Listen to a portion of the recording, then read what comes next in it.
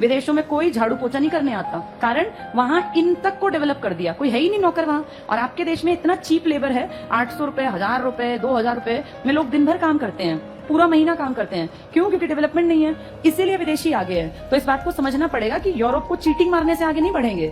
Europe का base देखो, Australia, America क्यों एडवांस्ड है, इन्होंने एक एक चीज को उठा के हर किसी को पढ़ा दिया।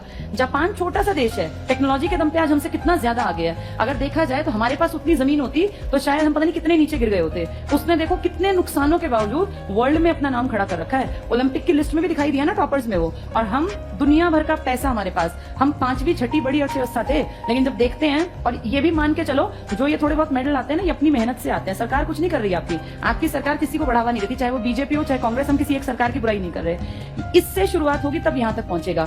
ये बात सोचने की, और सबको पता भी है पढ़े लिखों को, लेकिन आपके देश में सारा ध्यान किस पे दिया जाता है। इसलिए 75 साल हो गए, अब तक कुछ नहीं हुआ और ना ही होगा। कोई बड़ी बात नहीं, 2047 भी अब आ जाएगा, फिर आप कहेंगे 100 साल पहले हम आजाद हुए।